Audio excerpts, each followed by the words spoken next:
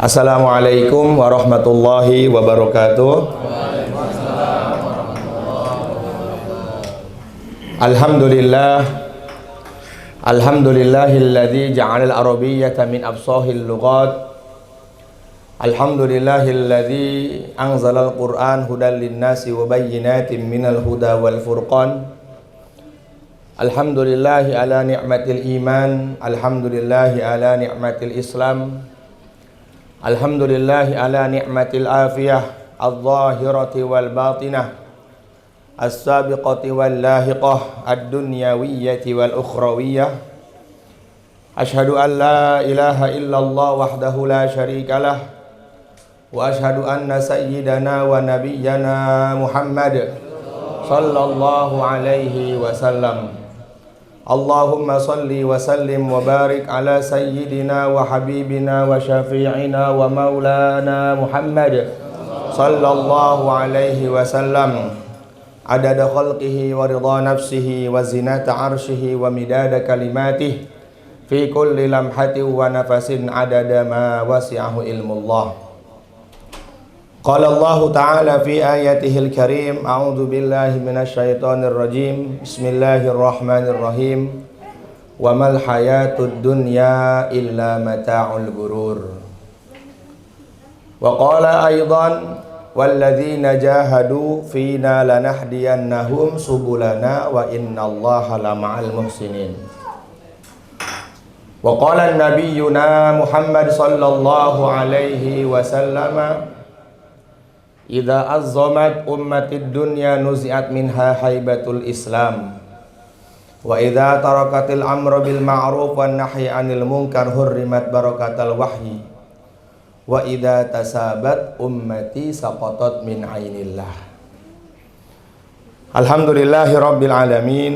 Yang saya muliakan kepada sahibul bait Mas Ridho beserta keluarga dan istri semuanya, mudah-mudahan Allah Subhanahu wa Ta'ala panjangkan umurnya dalam kebaikan, Allah istiqomahkan, Allah Subhanahu wa Ta'ala jaga kehidupannya, dan Allah jadikan semua keluarganya orang-orang yang diridhai oleh Allah Subhanahu wa Ta'ala. Dan kepada para jamaah, teman-teman ngaji Plo yang sudah menyempatkan hadir dalam kajian rutin setiap Selasa malam ini, mudah-mudahan langkah kita dipandang oleh Allah Subhanahu wa Ta'ala. Langkah kita menjadi amal nanti untuk kita berjumpa dengan Allah Subhanahu wa Ta'ala, sehingga nanti kita berjumpa dengan Allah dalam keadaan Allah ridho kepada kita.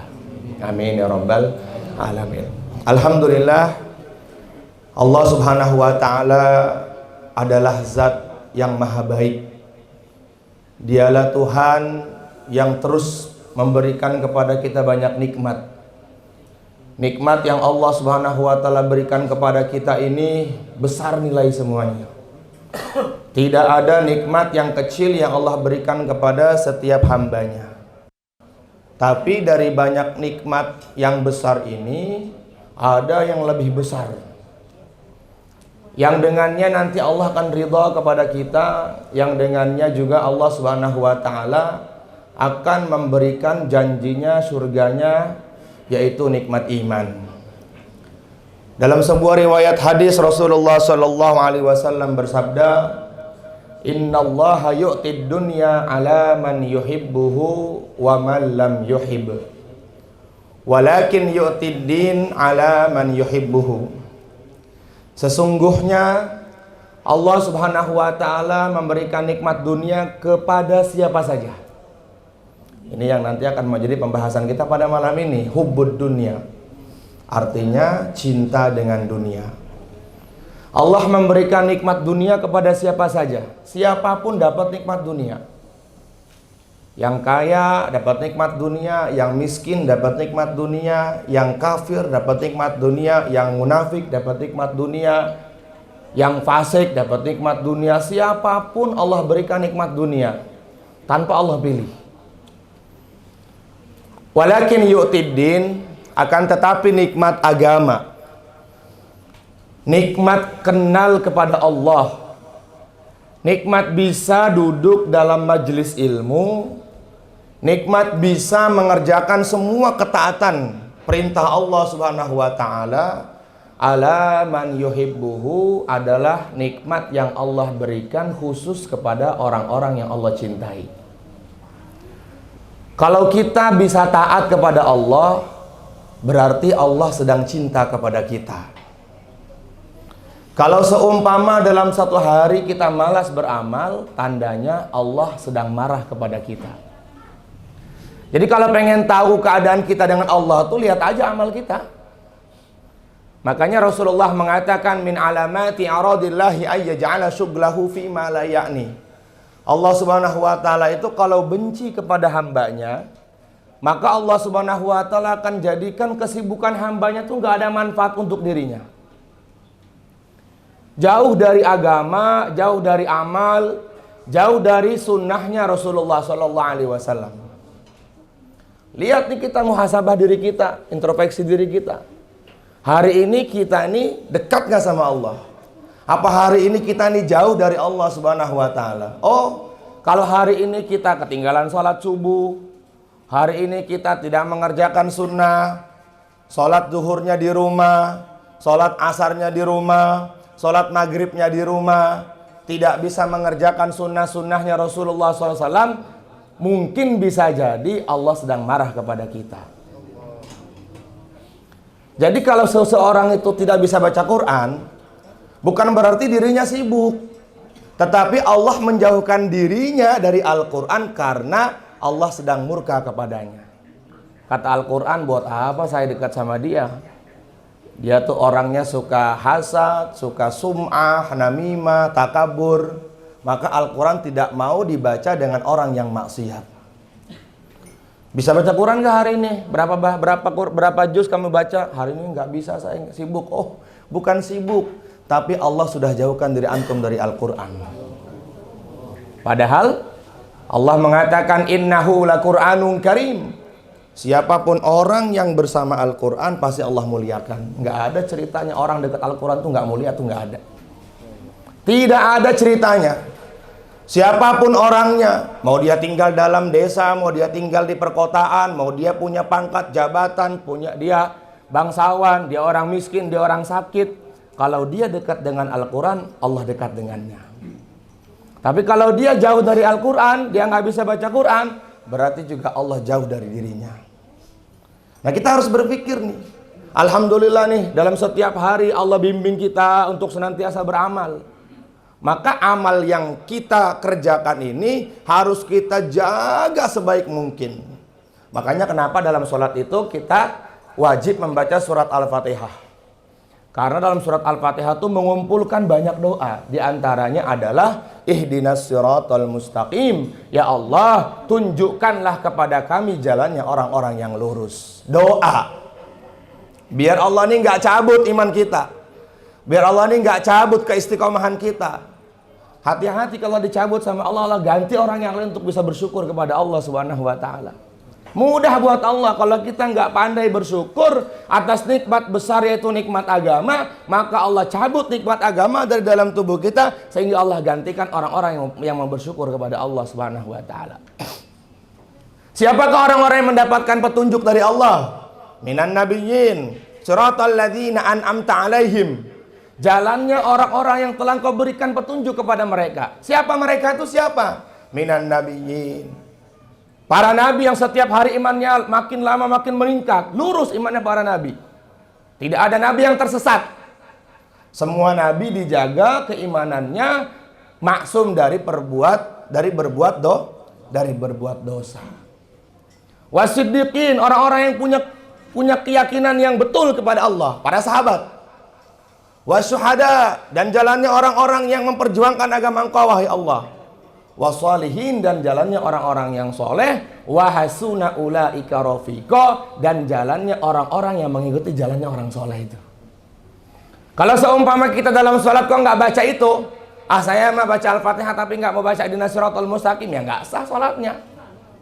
Karena di antara rukun qauli dalam sholat adalah membaca surat Al-Fatihah. Dan Al-Fatihah itu disebut juga sab'ul masani, 7 ayat yang diulang-ulang.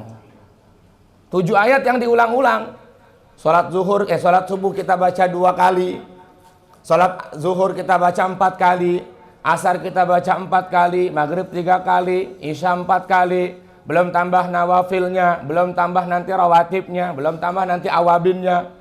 Dan itu menjadi rukun dalam sholat. Kenapa? Karena di dalam surat Al-Fatihah mengandung doa yang kita di dalamnya diperintahkan untuk minta doa tersebut kepada Allah Subhanahu wa taala.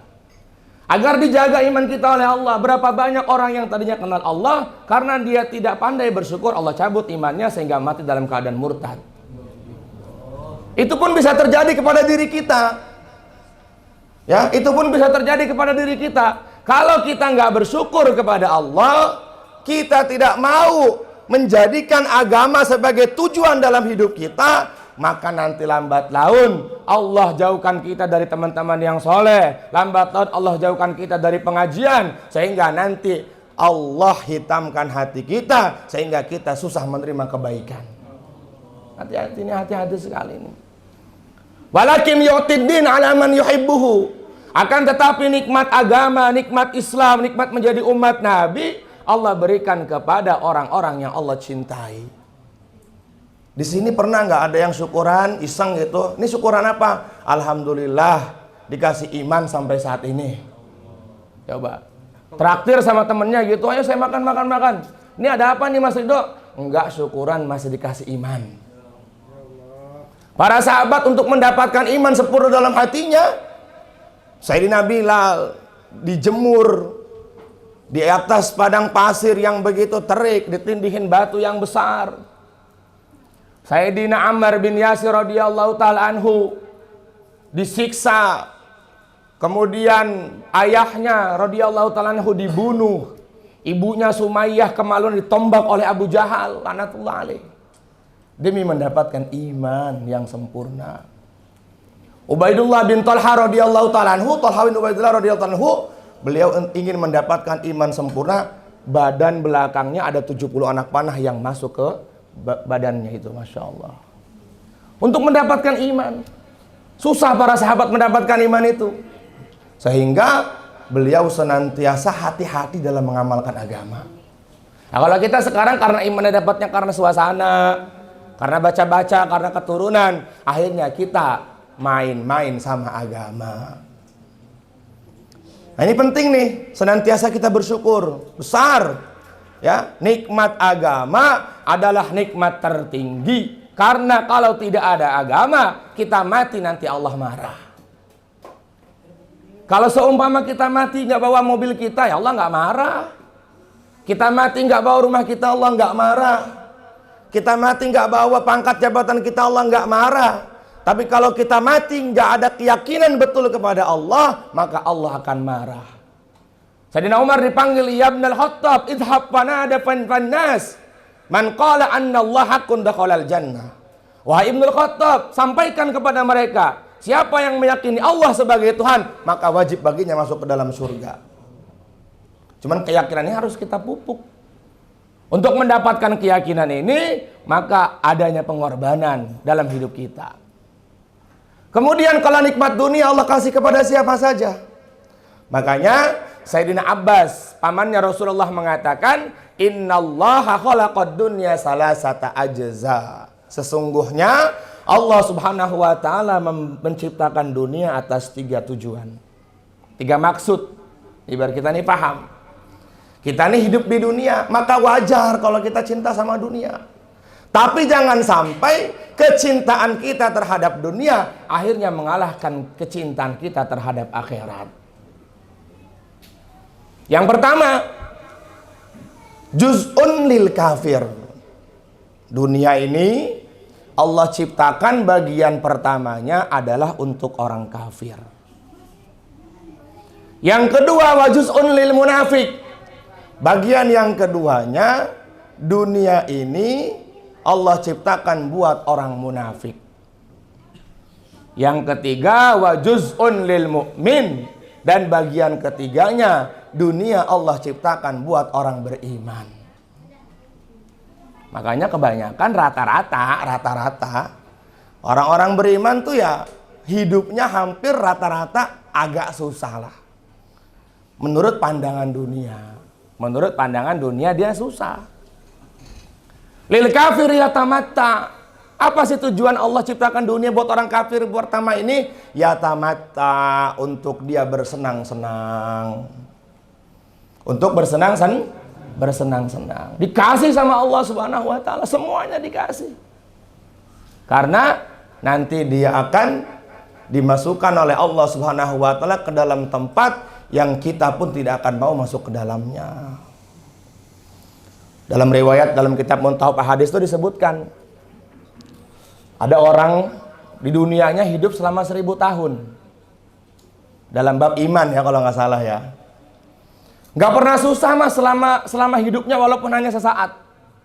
Nggak pernah susah.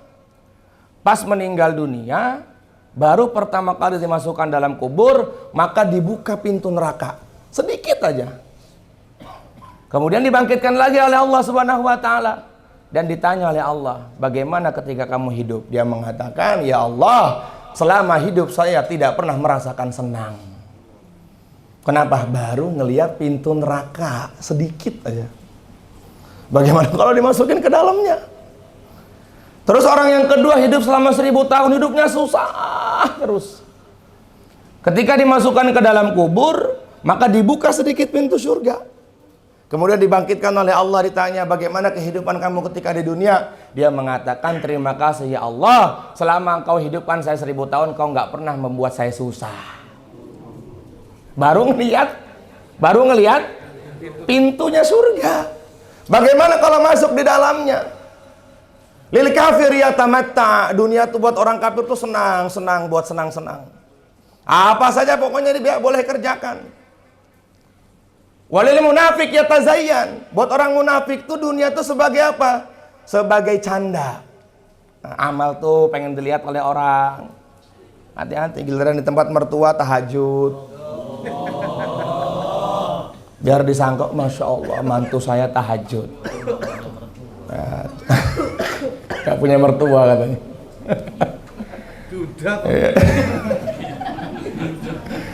Masya Allah. Pengen dilihat aja beramal itu munafik. Ya, bahkan dalam riwayat orang munafik itu nerakanya lebih dalam daripada orang kafir yang asli. Innal munafiqina fid darkil asfali minan nari walang tajid lahum nasira. Sesungguhnya orang munafik itu di keraknya api neraka jahanam. Siapa sih pimpinan orang munafik tuh? Abdullah bin Ubay bin Salul. Sholatnya di belakang Nabi dan gak pernah telat kalau sholat. Munafik ke zaman sahabat itu Bang Arif ke masjidnya sebelum azan. Kalau kita ke masjidnya pas sudah selesai salam. Berarti kita sama munafik dulu tuh amalnya masih tinggian munafik dulu. Coba benar nggak kita nih? Nah, kita perhatikan orang munafik dulu tuh kalau sholat di belakang Nabi nangis. Tapi hatinya, Muhammad bohong.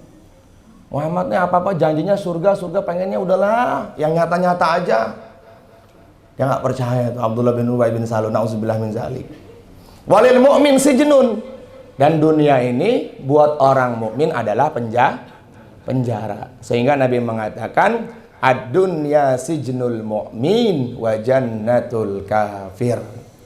Dunia adalah penjaranya orang beriman dan surganya dunia ini adalah penjaranya orang beriman dan surganya buat orang-orang kafir. Kenapa dunia ini buat orang beriman ini sebagai penjara? Karena setiap amalnya, setiap langkahnya, setiap perkataannya ada contoh.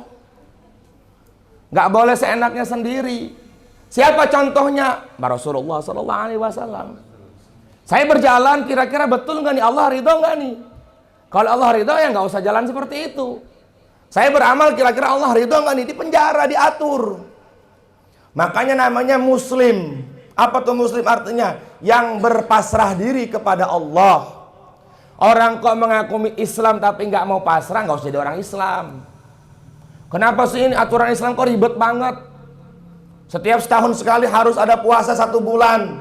Setiap hari harus ada sholat 5 waktu. Loh antum kalau nggak mau pasrah kepada Allah nggak usah jadi orang Islam. Jadi memang dunia ini buat orang beriman adalah sebagai penjara. Di dalam hadis yang sahih, Sayyidina Hasan radhiyallahu ta'ala anhu adalah seorang sahabat yang kaya raya, cucunya Rasulullah sallallahu alaihi wasallam. Jadi Sayyidina Ali ini punya istri namanya Fatimah dan punya anak namanya Hasan Husain. Sayyidina Hasan tuh dari kepala sampai pusar tuh persis kayak Nabi.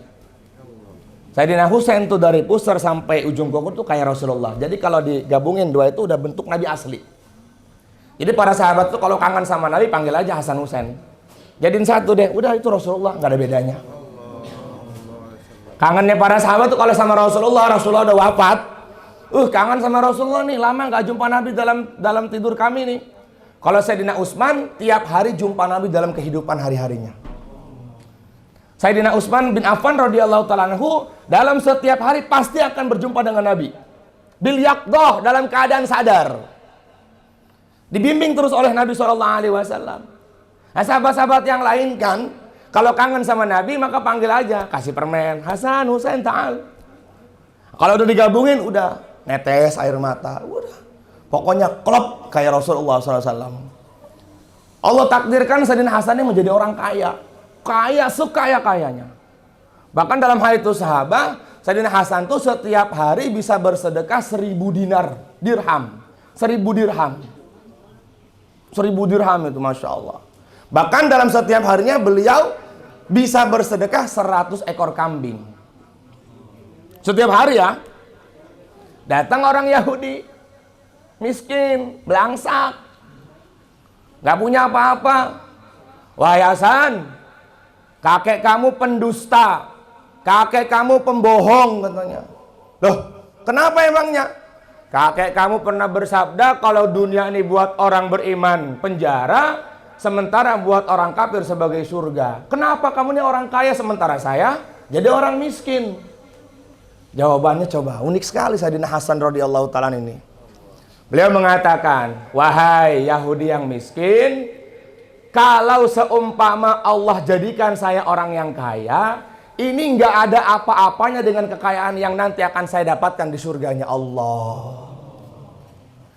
Kalau engkau dijadikan oleh Allah sebagai orang yang belangsak hidupnya, itu nggak ada apa-apanya dengan kemiskinan yang nanti Allah akan berikan kamu selama-lamanya di neraka.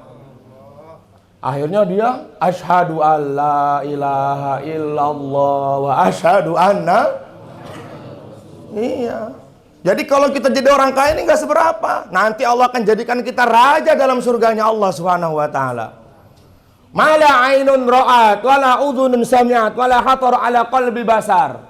Kenikmatan surga itu tidak pernah bisa dilihat oleh mata, didengar oleh telinga, bahkan tersirat dalam hati pun tidak pernah kita bisa merasakan kenikmatan itu. Nabi sudah menyampaikan di surga nanti akan ada satu istana yang terlihat dari luar penuh dengan kenikmatan-kenikmatan. Kata Nabi seperti itu. Bahkan Nabi kan udah masuk ke dalam surga. Tapi Nabi menyampaikan apa yang saya sampaikan ini tidak seberapa dengan nanti yang kalian akan masuki ke dalamnya. Antahyu fala tamutu abada. Orang yang sudah di surga itu akan hidup selama-lamanya. Wa antasihu fala tasqamu abada. Orang yang masuk surga itu akan sehat selama-lamanya. Gak ada sakit lagi, gak ada batuk, gak ada encok, gak ada gula, gak ada pikun. Nikmat terus selama-lamanya. Maka harus kita mengetahui ini. Allah jadikan kita hidup di dunia ini tujuannya kita ini supaya amal. Jangan sampai salah paham. Makanya Nabi mengatakan, perhatikan ini, hadisnya ini hadis sahih. Ad-dunya khuliqat lakum wa antum khuliqtum lil akhirah. Kata Nabi, wahai kalian, dunia ini diciptakan oleh Allah untuk kita. Sementara kalian diciptakan untuk akhirat. Paham nggak? Allah ciptakan dunia ini tujuannya untuk kita, supaya khidmat sama kita. Allah ciptakan matahari biar kita bisa jemur baju, biar kita nggak kedinginan. Allah ciptakan air untuk kita biar kita bisa minum, nggak kehausan. Allah ciptakan segala sesuatu yang sifatnya dunia itu khidmat sama kita. Wa antum, sementara orang-orang ngaji pula khuliqtum lil akhirah, diciptakan untuk akhiratnya Allah Subhanahu wa ta'ala. Jangan salah tujuan. Jangan salah tujuan. Jangan sampai kita menjadikan tujuan untuk keperluan, sementara keperluan dijadikan tujuan. Tujuan kita ini bagaimana Allah ridho. Keperluan kita ini di dunia untuk memupuk amal kita biar kita selamat nanti masuk ke dalam kubur. Saya baca dalam kitab Tanbihul Ghafilin ini. Tadi saya baca sore-sore sama istri. Ketika Nabi Adam alaihissalatu wassalam diturunkan dari surga bersama Sayyidatina Hawa ke dunia, maka beliau pingsan selama 40 hari 40 malam. Gak bisa bangun. Kenapa? Karena bau busuknya ahli-ahli dunia.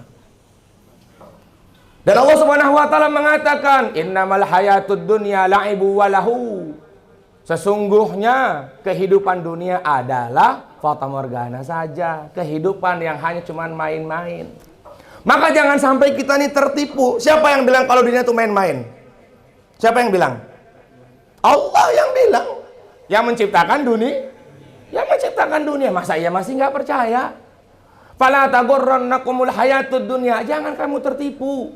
Silahkan kamu kerja dunia. I'mali dunyaka ka'annaka ta'ishu abada, kata Nabi.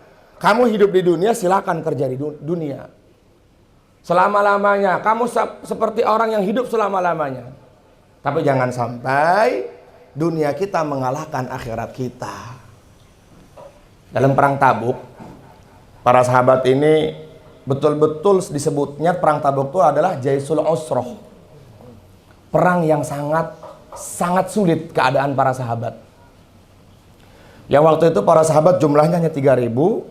Dan pasukan kafir itu dalam riwayat ada 300.000.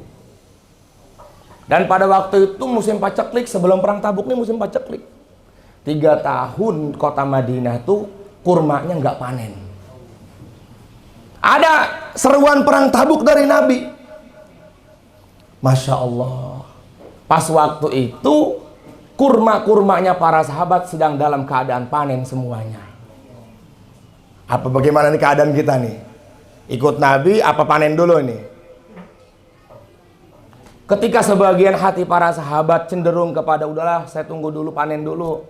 Allah tegur, araditum bil hayatid dunya minal akhirah. Wahai kalian, apakah kalian ridho akhirat kalian yang akan kalian masuki selama-lamanya ditukar dengan dunia yang hanya sementara saja?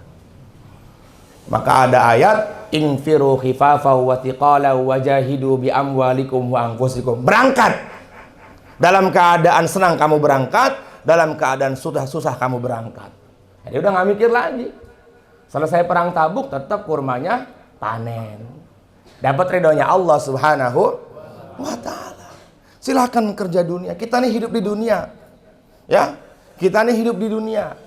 Boleh cinta dunia, tapi jangan sampai dunia masuk ke dalam hati kita. Apa doanya Nabi? Tahu nggak doanya Nabi?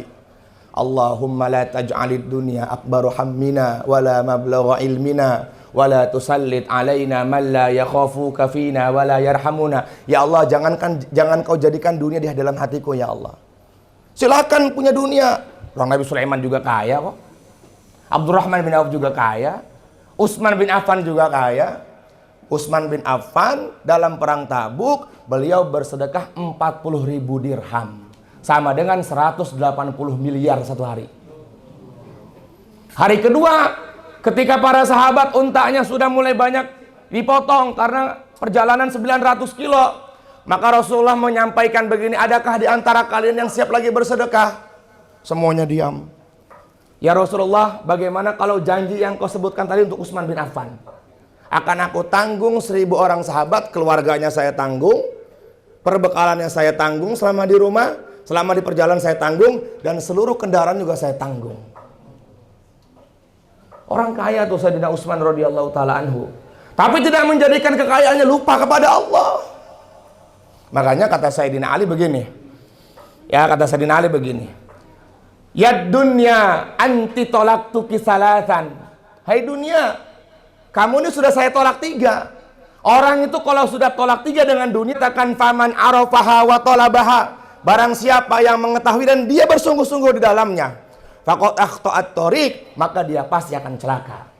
Wa hurrimat taufik, kata Sayyidina Ali, dan dia akan diharamkan dari taufiknya Allah Subhanahu wa taala. Qad badatuki salasan, udah kamu enggak usah datang lagi ke saya. Persia takluk, Romawi takluk, Yaman takluk, Mesir takluk, Cina takluk di bawah kepemimpinan Sayyidina Ali radhiyallahu taala an. Harta datang berbondong-bondong ke Madinah Al-Munawwarah. Dia mengatakan qad badatuki salasan. Hayhata gurri ghairi. Enggak usah datang lagi, tapi datang lagi, enggak datang lagi. Pergi aja, datang lagi. Nah, gitu orang tuh kalau sudah dia melupakan dunianya, maka dunia akan hina di hadapannya. Nah, seperti itu. Makanya Rasulullah mengatakan, man kanatid dunya hammahu ja'alallahu faqrahu baina ainaihi. Barang siapa yang menjadikan dunia sebagai tujuan hidupnya, Allah Subhanahu wa taala akan menjadikan fakir di depan kedua matanya. Susah hidupnya. Bangun 3:30 lupa salat subuh. Pulang ke rumah jam 11 malam, nggak ngelihat anaknya bangun tidur lagi, nggak ngelihat anaknya melek. Udah tapi masih susah aja hidupnya. Punya mobil, pengen punya lagi. Punya kendaraan, pengen punya lagi. Begitu. Kemudian Nabi mengatakan, wa farraqa alaihi syamlah. Allah cerai beraikan urusan dunianya. Kemudian, walam ya'tihi minad dunya illa ma qaddara alaihi. Tidaklah datang dunia kepadanya kecuali yang sudah ditakdirkan oleh Allah untuknya. Kalau hari itu dapatnya 1 juta, ya udah, mau dipaksa kayak apapun tetap 1 juta. Tapi sebaliknya, wa man kanatil akhiratu hammahu, barang siapa yang menjadikan akhirat sebagai tujuan hidupnya, apa yang pertama Nabi janjikan? Ja'alallahu ghinahu fi qalbi, Allah akan jadikan lapang hatinya. Para sahabat itu rata-rata orang miskin, tapi hidupnya nggak pernah ngeluh. Sayyidina Bilal bin Rabah radhiyallahu ta'ala anhu orang miskin, dulunya budak. Ya, Sayyidina Julaibib radhiyallahu ta'ala anhu adalah orang yang sangat miskin di kalangan para sahabat, tapi nggak pernah ngeluh dalam hidupnya, karena tujuannya adalah akhir. Ja'alallahu ghinahu fi qalbi, Allah akan jadikan dalam hatinya itu tenang, syukur menerima keadaan. Ya, jadi orang itu ketika dikabulkan doanya itu bukan tujuan hidup, kata para ulama. Ya, orang itu dalam puncaknya Allah ridho kepadanya adalah ketika dia bersyukur atas nikmat yang Allah berikan kepadanya. Masya Allah. Makanya Nabi mengatakan, laisal ghina an kasratil arad walakinnal ghina ghinan nafas. Kaya itu bukan dari banyaknya harta. Kaya itu adalah ketika hati merasa bisa menerima dengan apa yang sudah Allah berikan kepadanya. Itu kaya baru namanya tuh. Syukur itu gampang diucapkan, tapi susah prakteknya. Tapi makanya kata Allah, wala tajidu aksaruhum syakirin. Sedikit sekali aku menemukan hambaku yang pandai bersyukur. Mudah-mudahan kita termasuk orang yang syukur. Dan itu doanya Nabi, Allahumma ja'alni minal qalil. Ya Allah, jadikanlah Muhammad dari orang yang sedikit. Yang sedikit karena Allah mengatakan, Allah berfirman, sedikit sekali orang yang bersyukur. Kemudian kata Nabi, wa jama'a syamlahu, dan Allah Subhanahu wa taala akan menjadikan sempit, ya, akan menjadikan sempit. Jadi dunia itu kepadanya itu datang dalam keadaan hina. Kemudian kata Rasulullah, wa atathud dunya wa hiya raghimatun, dan dunia datang kepadanya dalam keadaan hina. Dunia datang kepadanya kalau tujuannya agama. Ya, saya baca dalam kitab Tambihul Ghafilin ada 3 amal dunia yang sebagian akan bermanfaat di akhirat dan sebagian akan menjadi bencana buat kita. Pertama, amal dunia, perkara yang kita kerjakan di dunia ini yang akan menjadi penyelamat kita di kubur adalah amal soleh dan ilmu. Ini 2 nih. Amal dan ilmu ini adalah 2 perkara yang nanti akan menjadi penyelamat manusia dalam kuburnya, dalam mahsyarnya, dalam siratnya, dalam mizannya. Pertama, amal yang dibarengi dengan keikhlasan kepada Allah Subhanahu wa taala. Ini dalam kitab ini, dalam kitab Tambihul Ghafilin. Karena setiap amal ini akan punya nilai di hadapan Allah. Faman ya'mal misqala dzarratin wa man ya'mal misqala dzarratin. Antum amal baik ada balasannya, antum amal buruk juga dibalas oleh Allah Subhanahu wa taala. Jadi hati-hati nih, hidup di dunia ini harus hati-hati. Salah melangkah, salah terus selama-lamanya, nauzubillah min zalik. Salah selama-lamanya. Maka jadikan dunia yang sebentar ini untuk senantiasa taat kepada Allah. Sehingga Imam Syafi'i mengatakan, ad-dunya sa'ah faj'alha ta'ah. Dunia ini sebentar, maka jadikan yang sebentar ini untuk taat. Nggak lama kau taat kepada Allah, paling sampai mati. Bener nggak? Sholat paling sampai besok mati selesai sholat kita. Kenapa harus takut? Bener nggak? Saya nanti kalau sholat gimana ya? Enggak, sholat kita sampai mati, baca Quran kita sampai mati, amal agama kita sampai mati. Kalau nanti mati usia 30 tahun ya selesai sholatnya. Sibukkanlah dirimu dalam agama. Kalau nggak sibuk dalam agama pasti sibuk tapi bukan dalam agama. Jadi nggak punya nilai. Bener nggak? Ya kan? Jadikanlah pikirmu untuk pikir agama. Kalau kamu nggak pikir agama, kamu akan berpikir juga tapi bukan untuk agama. Berpikir sesaat untuk agamanya Allah itu lebih mulia daripada ibadah sab'ina sanatan 70 tahun. Mikir nih, gimana ya supaya tetangga saya ini sholat berjamaah di masjid. Berpikir begitu aja. Ada risau supaya tetangganya bisa ke masjid. Itu kata Nabi lebih baik daripada ibadah 70 tahun. Kemudian dia mengajak, yuk besok kita sama-sama ramaikan masjid. Besok nanti kita itikaf sama-sama berjamaah. Besok malam ya, malam lusa kita berjamaah itikaf di Bogor. Mengajak kita risau. Maka itu lebih baik daripada ibadah 70 tahun. Setiap yang ada kaitannya sama agama tuh punya nilai besar di hadapan Allah. Tapi kalau nggak ada kaitannya sama agama, Nabi mengatakan, seorang ulama mengatakan, as-shadiq yataraqqa fis sa'a sab'ina darajah wal kadzib la yataraqqa walau fi sab'ina sana. Mau kaya apapun antum berpikir urusan dunia antum, tetap takdirnya sudah segitu ya segitu aja. Tapi kalau kita habis sholat subuh ya musyawarah, habis ta'lim musyawarah. Nih besok siapa yang mau kita datangin ini? Besok kita ajak nih keluar 3 hari ini. Wah, 70 tahun lebih baik daripada 70 tahun. Tapi sedikit banget yang mau mengamalkan ini. Karena pahalanya besar. Setan berperang nih sama kita nih kalau gitu. Perang setan ini. Yang kedua, amalan dunia yang menjadikan penyelamat di kubur adalah ilmu. Dengan ilmu Allah akan ridho kepada kita. Dengan ilmu kita dibimbing oleh Allah Subhanahu wa taala. Makanya seorang ulama mengatakan begini, laisal jamalu bi aswabin tuzayyinuna walakinnal jamala jamalul ilmi wal adab. Keindahan itu ternyata bukan dari mobil yang mewah. Keindahan itu ternyata bukan dari pakaian yang harganya 40 juta. Bukan dari sendal yang harganya sampai ratusan juta. Bukan dari kendaraan yang Masya Allah miliaran rupiah. Bukan ternyata.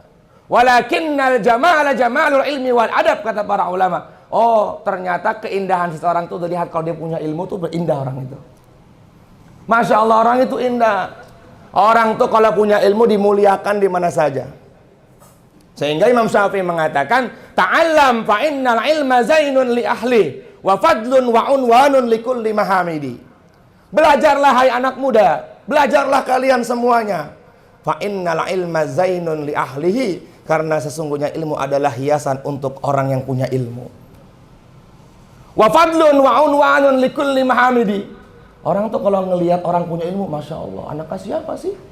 Yang barokah siapanya? Bapaknya. Imam Bukhari namanya siapa? Muhammad bin Ismail bin Ibrahim bin Al-Mughirah bin Al-Bardisbah Al-Bukhari Asy-Syafi'i. Namanya Muhammad. Terkenalnya siapa? Imam Bukhari itu nama beliau apa nama tempatnya beliau? Barokahnya orang punya ilmu yang jadi terkenal nama tempat di mana orang itu belajar agama. Temboro itu terkenalnya nama pondoknya Al-Fatah. Tapi terkenal Temboro. Antum tahu nggak pondok Al-Fatah? Nggak tahu. Temboro, oh tahu. Temboro tahu. Tuh barokahnya ilmu tuh sampai begitu. Maka kita jadikan nih rumah kita menjadi rumah yang di situ dalamnya ada ahli ilmu. Anak-anak kita menjadi ahli ilmu. Sayyidina Luqman Al-Hakim radhiyallahu ta'ala beliau berpesan kepada anaknya, "Ya bunayya ta'allamul ilma in kuntum sadatan fuktum." Wahai anakku, belajarlah ilmu agama. Dimanapun kamu tinggal, kamu akan dimuliakan oleh Allah Subhanahu wa ta'ala. Sehingga Imam Syafi'i mengatakan, orang itu mas kalau punya ilmu, dia tersesat di hutan, maka Allah jadikan seluruh binatang itu khidmat sama dirinya. Jangan takut. Anak di pesantren itu jangan takut makan. Malah ketika belajar agama ada janji kok. Ada janji. Kalau belajar dunia ada janji nggak? Bisa bobrok. Dan janjinya pasti nggak ada. Siapa yang anaknya jadi PNS, nanti bapaknya akan dipakaikan mahkota di surga. Ternyata nggak ada dalam hadis Nabi. Adanya siapa yang punya anak penghafal Quran, maka bapaknya akan dipakaikan nanti mahkota di surganya Allah Subhanahu wa ta'ala. Apabila mahkota itu ditaruh di dunia, maka sinar matahari akan tenggelam dengan sinarnya mahkota yang dipakaikan oleh Allah ke kepala orang tuanya. Masya Allah, ada janji dalam agama, ada janji dalam amal agama. Nah ini, maka kita jadikan diri kita untuk senantiasa punya ilmu agama. Ya, Imam Syafi'i itu Masya Allah, hidupnya senantiasa dalam ilmu. Hari-hari beliau mengarang kitab. Tapi kalau beliau mendengar satu hadis, padahal tuh hadis itu beliau udah tahu, maka seakan-akan beliau tidak pernah tahu hadis yang mau dibacakan tadi. Dia kosongkan hatinya. Sehingga siapa yang gak kenal dengan Imam Syafi'i? Setiap umat ini kalau beribadah, ikut ibadahnya Imam Syafi'i, maka Imam Syafi'i akan mendapatkan pahala semuanya sampai hari kiamat. Takbirnya Imam Syafi'i begini nih, kemudian sedekahnya begini nih. Ini pendapat Imam Syafi'i. Bang Doni pakai, Mas Ridho pakai, Bang Romi Rafael pakai, Bang Alvin pakai, Kukuh pakai, Lahami, Bang Ami pakai, Mas Iqbal pakai. Maka dari pendapat itu yang kita amalkan, Imam Syafi'i lagi tidur dapat aja kiriman-kiriman pahala. Siapakah orang yang paling beruntung? Ternyata orang yang mengajarkan kebaikan, Mas. Makanya saya tekankan banget ini, teman-teman orang tua, ajarkan Al-Fatihah kepada anaknya. Kalau bisa, Al-Fatihah itu jangan tak hafalnya dari guru ngaji, jangan, dari kita. Karena Al-Fatihah itu yang nanti akan dibaca oleh anak kita seterusnya, selama-lamanya. Sholat dia baca, zikir dia baca. Masya Allah. Makin dia baca, kita makin dapat makan dapat pahala. Siapakah orang yang beruntung? Mu'allimin nasal khair, kata Nabi. Orang yang mengajarkan satu kebaikan kepada orang lain. Ngaji ini orang di sini. Dapat pahala Mas Ridho. Dia bawa temennya, Bang Doni bawa temennya, teman-teman JNE. Maka dapat dari pahala itu disampaikan lagi ke Mas Ridho oleh Allah Subhanahu wa taala. La yang kusumin ajri fa'ilihi, tanpa mengurangi sedikit pun. Yang kedua, amal dunia yang akan menjadi bencana nanti ketika kita mati, yaitu ketika di dunia kita maksiat kepada Allah. Orang maksiat itu nggak ada baiknya. Seorang ulama mengatakan, kapan kalian hari Id itu? Hari raya itu ternyata bukan hari Idul Fitri, bukan. Hari raya itu ternyata bukan tanggal 10 Zulhijjah, bukan. Hari raya adalah kulla yaumin la ya'sunallaha. Setiap hari yang kamu di dalamnya tidak bermaksiat, wahwa yaumu id, itu adalah hari raya kamu. Hari ini kita bisa salat berjamaah nih. Subuh kita bisa jamaah. Habis subuh kita bisa baca Yasin. Kemudian kita taklim, musyawarah, muzakarah, bisa isyraq, bisa duha. Itu adalah hari raya kita. Kalau ada orang tanggal 1 Syawal, dia maksiat, bukan hari raya untuk dirinya. Bukan hari raya. Jadi jangan pernah kita ini cemburu kepada mereka yang dapat dunia sementara jauh dari Allah. Dia enaknya jadi orang kaya. Tapi lihat, sholat subuh berjamaah enggak? Agama ini lebih mulia daripada segala-galanya, benar nggak? Makanya kalau kata Gus Baha beliau mengatakan, kalau seumpama satu sujud kita ini mau dibeli dengan dunia dan seisinya, maka Allah nggak mau kasih. Nggak mau kasih. Nabi Sulaiman alaihissalatu wassalam, dalam kitab Tambihul Ghafilin juga, beliau sedang berjalan, sedang melihat semua keadaan rakyatnya. Di atasnya dinaungi oleh burung-burung yang cantik. Kanannya adalah para malaikatnya Allah.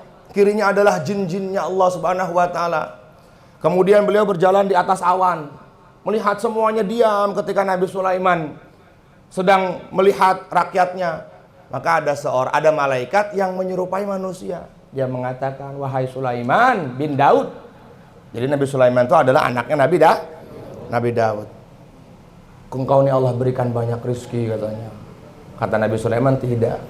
Satu subhanallah yang diucapkan oleh orang beriman itu lebih mulia di sisi Allah daripada semua kekayaanku. Karena kekayaanku akan binasa, sementara satu subhanallah yang diucapkan oleh teman-teman ngaji Pelo, dia akan kekal selama-lamanya di surganya Allah subhanahu wa ta'ala.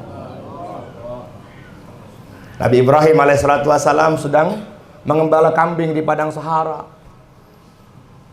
Maka ada dua malaikat diutus oleh Allah subhanahu wa ta'ala berada di padang itu. Kemudian dua malaikat ini mengucapkan subhanallah. Maka Nabi Ibrahim Khalilullah, arah suara dari mana ini? Jadi orang beriman tuh ketika disebut nama Allah getar mas hatinya. Ini dengar azan masih nyantai aja.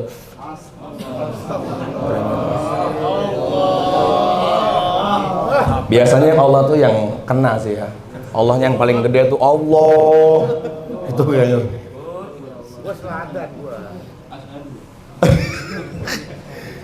Allah berfirman, innamal mu'minuna alladzina idza dzukirallahu wajilat qulubuhum wa idza tuliyat alaihim ayatuhu zadathum imana. Orang beriman tuh kalau disebut ada yang panggil Allah aja langsung gemeter hatinya. Sayyidina Umar radhiyallahu ta'ala anhu ketika beliau sakit parah, Bilal azan maka seakan-akan nggak sakit. Lupa. Nabi Muhammad lagi gini-gini Sayyidina Hasan. Masya Allah, siapa yang ciptakan kita Allah, siapa yang melihara kita Allah. Azan, Bilal azan nih, langsung dilempar Sayyidina Hasan. Seakan-akan kata keluarganya Nabi, seakan-akan Nabi tidak pernah kenal dengan kita. Kalau kita azan, ini nih anak nih gimana nih, masih bercanda sama anak. Kalau para sahabat enggak, Rasulullah enggak. Kembali ke ceritanya Sayyidina Ibrahim alaihi salatu wassalam. Maka dilihat, dicari asal suara tadi. Ada dua tadi yang bilang subhanallah. Coba ucapkan apa yang kamu ucapkan itu. Apa yang kamu ucapkan? Enggak, kalau kamu mau saya ulangi ucapan saya, berikan separuh kambing kamu. Oh siap. Asal kamu berani mengucapkan lagi, mengulangi lagi. Jadi nilai kambingnya yang setengah padang Sahara itu enggak ada nilainya dengan ucapan satu subhanallah. Diucapkan oleh malaikat subhanallah. Ini diceritakan dalam kitab Hikam, Pak. Diceritakan dalam kitab Hikam oleh Ibnu Athail As-Sakandari rahmatullah alaih. Kemudian Nabi Ibrahim itu merasa istighraq, tenggelam dengan kalimat, dengan bacaan yang telah dibaca oleh dua malaikat tadi yang menyerupai manusia. Maka Nabi Ibrahim, sekali lagi aja katanya. Ya, tapi seluruh kekayaan kamu buat saya. Silahkan. Maknanya apa kata para ulama? Maknanya orang yang paham tentang keagungan Allah tuh betapa besar nilainya agama dibandingkan dunia yang Allah berikan kepada kita. Paham ya, insya Allah ya. Jadi dunianya kita silakan kerja dunia gitu. Tapi jangan sampai melupakan jangan sampai melupakan agama, jangan sampai melupakan Allah. Kemudian yang ketiga, amal yang ketiga ya dalam kitab Tambihul Ghafilin, amal yang tidak bermanfaat di dunia, di akhirat, tapi nggak ada siksa juga di akhirat, cuma ada hisab. Adalah harta atau kekayaan yang kita nikmati ketika di dunia tapi tidak maksiat. Ya, Allah kasih harta kita nih. Kita nikmatin, tapi nggak maksiat dengan harta itu. Maka nanti dikubur, dia tidak akan memberikan manfaat, dia tidak akan memberikan madarat juga. Tapi nanti tetap akan dihisab oleh Allah subhanahu wa ta'ala. Akan dihisab. Karena setiap yang kita punya ini semuanya akan dimintakan pertanggungjawabannya di hadapan Allah Subhanahu wa taala. Man nukisha fi syai'un uzib, ya.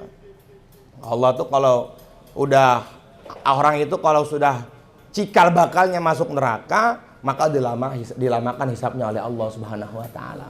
Dilamain hisabnya. Masya Allah. Makanya kata Sayyidina Imam Syafi'i rahmatullah alaih, beliau mengatakan, ya, orang yang cerdas itu tiga. Ya, orang yang cerdas itu tiga. Ada berapa? Tiga. Yang pertama, man tarokad dunya qabla an tatrukahu. Meninggalkan dunia sebelum dia meninggal dunia. Nah, loh. Pak Ustadz, maknanya bagaimana nih meninggalkan dunia sebelum dia meninggal dunia? Dia kerja dunia tapi yang dipikirin agama. Dia kerja dunia tapi yang dipikirin adalah agama. Kerja dunianya kayak, ya silakan. Mau kerja di pasar, mau dia pedagang, mau dia petani. Tapi ketika ada panggilan Allah, dia tinggalkan pekerjaannya. Siapa mereka? Sahabat. Sahabat itu berdagang, bertani, mengembala kambing. Maka ketika ada panggilan Allah, makanya dalam Fadil Amal itu ada cerita para sahabat menutup tokonya ketika azan berkumandang. Karena amalannya para sahabat, Allah Subhanahu wa taala puji. Rijalul la tulhihim tijaratu wala bai'un an zikrillah. Laki-laki yang tidak diperbudak dengan perniagaannya. Siapa mereka? Mereka sedang berjual beli nih, sedang bertransaksi. Tapi ketika Allah panggil Allahu Akbar, Allahu Akbar, udah nanti kita jual belinya, tunggu azan dulu, salat dulu juga. Kalau kita nanggunglah nantilah, zuhur kan masih sampai asar. Sibuk ya kan, tanda tangan ini, proyek ini itu, ternyata azan asar. Sampai ninggalin sholat. Iya, mati. Nauzubillah min dzalik ya. Nauzubillah min dzalik. Nauzubillah min dzalik. Ya, siapa yang pertama? Man tarokat dunya qabla an tatrukahu. Meninggalkan dunia sebelum dia meninggal dunia. Bukan nggak boleh kerja dunia tuh, silahkan kerja dunia. Silahkan. Makanya Nabi mengatakan, barang siapa yang kerja dunia dengan harapan agar dirinya tidak mengemis kepada orang lain, maka Allah akan berikan kehidupan yang berkah dalam hidupnya. Barang siapa yang kerja dunia tetapi tujuannya hanya dunianya saja, maka Allah akan miskinkan hidupnya. Maka kita silakan bekerja, tapi niat kita supaya anak kita bisa bayar sekolah, supaya istri kita insya Allah bisa makan. Ya walaupun memang semua rezeki sudah dijamin oleh Allah Subhanahu wa taala, tapi ada namanya ikhtiar. Kita nih hidup, ya, walang tajida li sunnatillahi tabdila, walang tajida li sunnatillahi tahwila. Sunnatullahnya ketika kalian di dunia ingin mendapatkan sesuatu, ikhtiar. Ikhtiar juga termasuk bagian dari amal. Ada seorang sahabat bawa unta apa kuda gitu dalam kitab Mishkah. Bertamu, kata Nabi, ikut. Enggaklah, tawakal ya Rasulullah. Enggak, summa tawakal. Ikhtiarnya diikat dulu baru kamu tawakal. Kalau pas diikat hilang baru. Ini kalau kamu enggak ikat terus hilang, berarti bukan tawakal namanya, kayak gitu. Paham ya maknanya ya? Paham ya? Kerja dulu. Nanti semua nilainya Allah yang kasih. Makanya kan perintahnya kan iyyaka na'budu wa iyyaka nasta'in. Ibadah baru ikhtiar. Dalam ayat yang lain, fa idza qudiyatis shalatu fantashiru fil ardi wabtagu min fadlillah.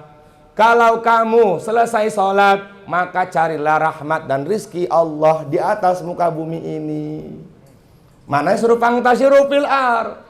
Dan Nabi paling malas, paling gak suka sama orang yang malas. Dunia gak dapat, akhirat gak dapat. Pengennya kaya.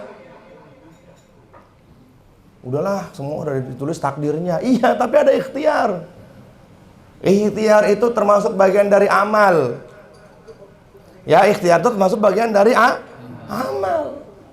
Tapi jangan sampai ikhtiar kita mengalahkan hakikat. Sama, ya kan? Bagaimana tuh? Percaya kepada asbab salah, ya, percaya kepada asbab nih. Pokoknya kalau saya nanti nggak kerja, nanti saya nggak makan. Nah, bisa kufur tuh. Ya. Kemudian nggak percaya kepada asbab juga salah. Maka nih dua perkara ini harus sama. Maka yang paling penting adalah bagaimana ketakwaan kita kepada Allah. Ya, kalau dalam muzakarah jalbur rizki itu dikatakan ada 13 cara cepat mendatangkan rizki. Nomor 13-nya apa? Mir. Nomor 13-nya apa, Mir? Kerja. Nomor 12-nya nikah. Masuk akal nggak? 13 cara cepat mendatangkan rizki. Satunya takbiratul ula. Yang kedua tilawah Quran. Yang ketiga tahajud. Yang keempat duha. Yang kelima silaturahim. Saya lupa ya nomor 6 sampai ke itunya. Nomor 12 nikah. Nomor 13 kerja. Kalau pakai akal manusia kira-kira nyambung nggak tuh? Nggak nyambung. Tuh gimana sih? Kok kerja dulu baru nikah dulu baru kerja. Wah, makanya Allah mengatakan, Nabi mengatakan, tazawwajun nisa fa innahunna ya'tina bil mal. Ini buat orang yang belum nikah nih. Menikahlah kamu dengan wanita yang soleha, Allah akan datangkan rizki yang gak disangka-sangka. Kenapa belum nikah? Aduh, belum ada rizkinya. Nikah dulu baru ada rizkinya. Nah, ini mungkin susah kita terima, tapi harus diterima. Karena dalam kitab ini. Nah, saya kan menyampaikannya ada di kitab ya. Iya. Waduh, gimana ya? Kayaknya nggak nyambung nih. Iya, makanya agama tuh nggak ada yang nyambung sama pikiran kita. Hah? Nggak nyampe. Bahkan Allah mengatakan, wa may yattaqillaha yaj'al lahu makhraja. Barang siapa yang bertakwa kepada Allah, Allah akan berikan rizki yang nggak disangka-sangka. Takwa, tapi nggak pakai tapi udah. Susah kalau pakai tapi. Amal yang sudah kita pupuk selama 40 tahun itu bisa hilang karena tapi loh. Pengorbanan 4 bulan jalan kaki. Wah, kata Mas Rido sekarang ada target 27 bulan, 27 tahun. Doakan Mas Rido nih Oktober mau berangkat ke Italia nih sama Kodani nih, sama Amir Andi insyaallah nih. Wah, ada pertemuan umat Islam di Italia. Kan seru kan? Ngopi di Italia ngapain mikirin umat di Italia. Niatnya bukan beli apa Mas kemarin? Louis Vuitton, bukan. Niatnya ke sono mikir umat ya kan di Italia. Keren banget ya kan?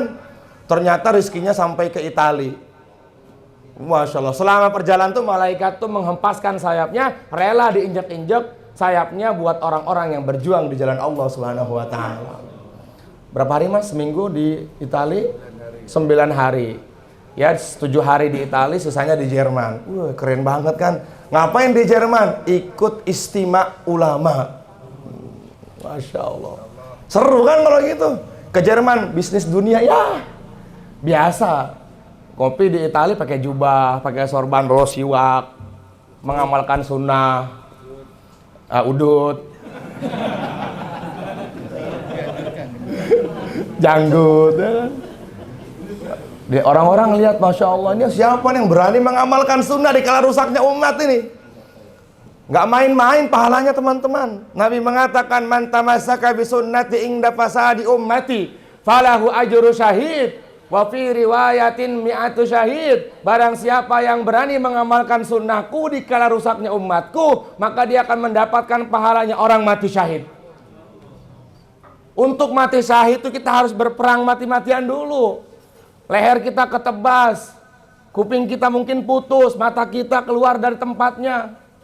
Tapi kalau buat kita teman-teman ngaji lo umat ini, untuk mendapatkan mati syahid gampang, ke mall pakai jubah, bawa janggut kemana-mana, pakai janggut nih.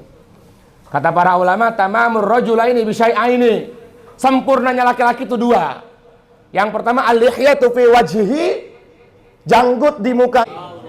Bukan kata saya mah ngutip perkataan ulama aja. Janggut gak punya, istri gak punya. Aduh. Mas Jono, ada berapa? Ada berapa sempurnanya laki-laki? Mas Jono, pertama? Istri. Yang kedua? Janggut. Pakai janggut itu setiap hari dapat pahala, setiap detik dapat pahala. Masuk kamar mandi itu semua atribut sunnah kita bisa kita lepas. Tapi kalau buat janggut masuk kamar mandi pun jadi dapat sunnah. Dapat pahala sunnah. Waduh, nggak rugi. Alhamdulillah. Ya, silahkan dipelihara janggutnya. Pak Ustadz, apa sih hukumnya memelihara janggut? Sunnah. Kalau nggak dipelihara bagaimana? Rugi. Jangan katakan sunnah ini. Orang yang mengamalkan sunnah dapat pahala, nggak mengamalkan sunnah ya rugi. Ya, Masya Allah. Hah? Oh, itu ngawur, yang giginya ngawur.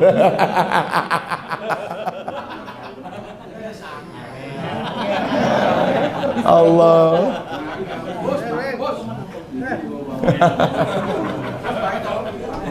Mengamalkan sunnah dapat pahala, Masya Allah.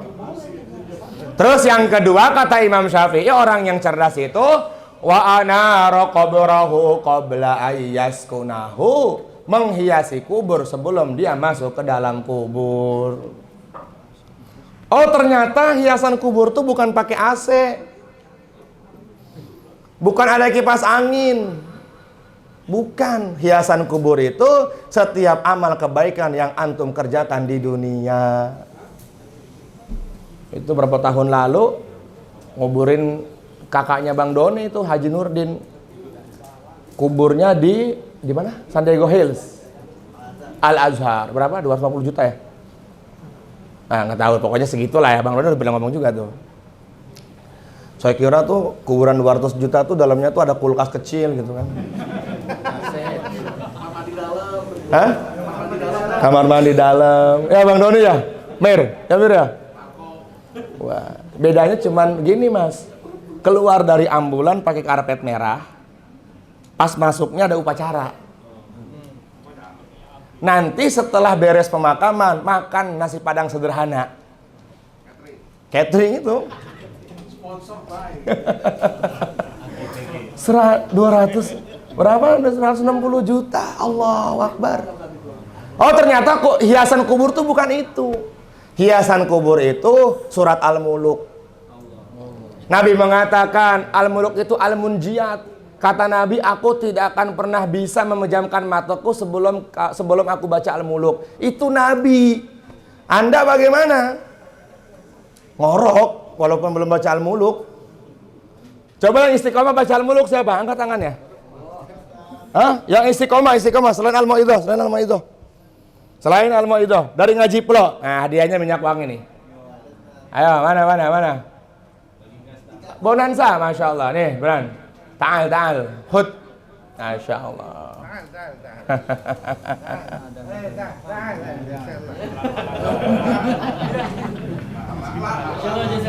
Wah, iya.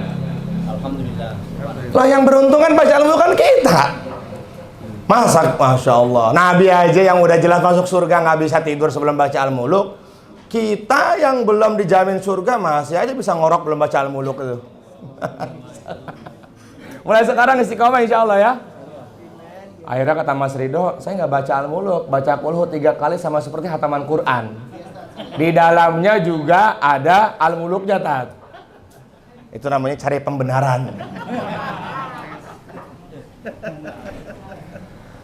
Rabbi laula akhartani ila ajalin qaribin fa asaddaqa wa akum minas sholihin. Ya Allah, kalau engkau perkenankan ya Allah, boleh nggak aku kembali ke dunia sebentar aja ya Allah.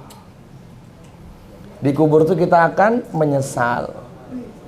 Ya, berapa minggu lalu saya sampaikan, ternyata azab yang paling pedih itu bukan azab asli neraka, bukan. Azab yang paling pedih adalah penyesalan. Kita aja sekarang yang nggak bisa ngaji, ngelihat orang bisa ngaji kan nyesel banget tuh.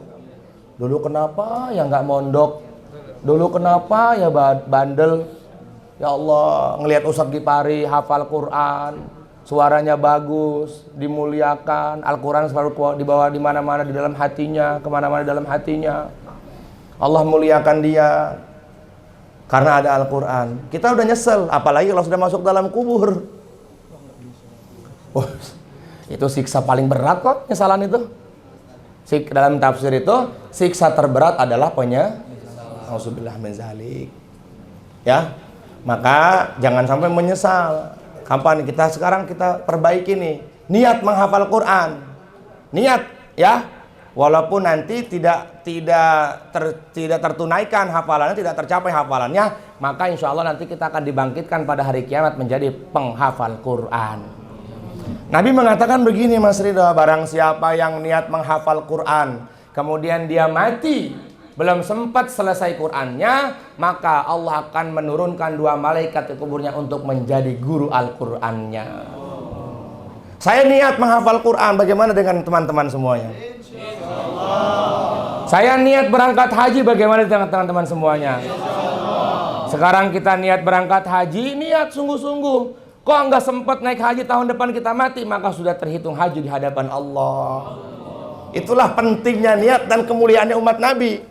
Nabi mengatakan, man hamma bihasanatin falam ya'malha kutibat lahu hasanah. Barang siapa yang niat kebaikan kemudian dia tidak sanggup, belum ada kemampuan untuk mengamalkannya, maka niatnya sudah dihitung 1 pahala. Sempurna. Wa man hamma bihasanatin fa'amilaha. Barang siapa yang niat kebaikan dan dia mampu mengamalkannya, kutibat lahu asru hasanat, maka setiap amal yang dia kerjakan dihitung 10 ila sab'i mi'ati dipin, sampai 700 kali lipat. Malam ini saya niat tahajud. Kalau seumpama kita golabanin nuas, ya, tertidur, tapi tertidurnya dengan adanya uzur nih, bukan main ML, bukan main game, ya, bukan ngelihat-lihat Instagram, bukan. Tertidur kita nih, pulang ngaji ambil wudhu, adab-adab, mandi ayat, ya Allah saya niat tahajud. Kok bangun subuh nggak sempat tahajud, maka dihitung pahala tahajud. Terus kita niat bangun tahajud, dibangunkan oleh Allah. Kita bangun tahajud, kita sholat tahajud, maka hitungan pahala tahajud kita bukan lagi 10 mas, 700. Karena barokahnya nih, niat. Bang Amin niatin nikah segera.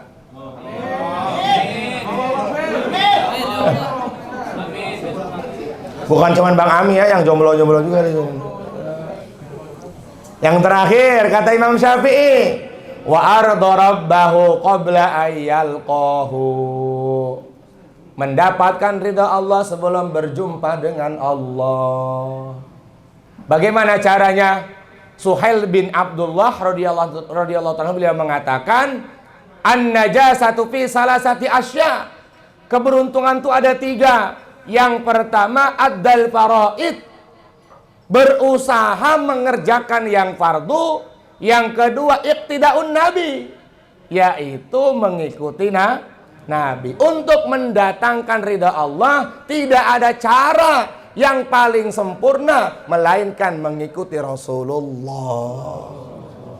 24 jam pokoknya wajib ikut Nabi. Dari mulai bangun tidur sampai tidur lagi, dari mulai potong kuku sampai potong leher ayam. Bagaimana caranya Rasulullah motong leher kambing, ya insya Allah ya. Iktidak Nabi, maka ikuti sunnah Rasulullah. Kemudian yang ketiga kata Suhail bin Abdullah, di antara keberuntungan adalah akalal halal, senantiasa berusaha mencari rizki yang halal. Orang tuh kalau pengen bahagia ikut Nabi itu tadi. Kemudian yang ketiganya adalah berusaha memberikan rizki yang halal kepada ahli keluarganya. Karena secuil daging kalau itu haram masuk ke dalam perut, Nabi mengatakan la yadkhulul jannata jasadun ghudhiya biharamin. Tidak akan masuk ke dalam surga yang di dalam perutnya ada perkara yang haram walaupun hanya secuil daging. Nauzubillah min zalik. Dia berdoa kepada Allah, ya Allah, ya Rob, ya Rob, ya Rob. Akan tetapi makanannya haram, kemudian minumannya haram, pakaiannya haram, bicaranya bicara yang haram-haram, maka Allah mengatakan, siapa dirimu doa tapi kok masih makan perkara yang haram. Kalau dulu sudah kita taubatin aja, insya Allah ya, nggak usah lagi kita mencari rezeki yang haram. Nauzubillah min zalik. Semoga Allah terima kita semuanya. Mudah-mudahan dunia kita diberkahi oleh Allah. Ya, hidup di dunia ini tujuannya adalah untuk akhirat. Yang tadi ad-dunya khuliqat lakum wa antum khuliqtum lil akhirah. Dunia diciptakan untuk kalian, sementara kalian diciptakan untuk akhirat. Orang yang cerdas adalah orang yang paham maksud tujuan hidup di dunia. Tujuan kita di dunia adalah bagaimana Allah ridha. Dunia adalah keperluan saja. Insyaallah ya. Mudah-mudahan Allah terima kita semuanya. Allah subhanahu wa ta'ala jadikan setiap langkah kita mendapatkan ridhonya Allah subhanahu wa ta'ala. Baik, ada pertanyaan nggak? Siap? Ayo. Ya, silakan. Ibu-ibu, manil mas'ul, siapa yang mau bertanya? Irfa' aidiyakun. Nah. Hal ingdakum mas'alah wahidah fi hadzal majma'. Siapa yang mau baik? Pakai speaker boleh, biar yang lainnya pada dengar. Alhamdulillah, terima kasih. Bismillah. Jangan ditiup, bismillah gitu. Bismillah. Oh, nggak bisa. Habis ya, Mas? Habis. Ngeheng. Oh, Manual aja lah ya. ya manual katanya, Mas.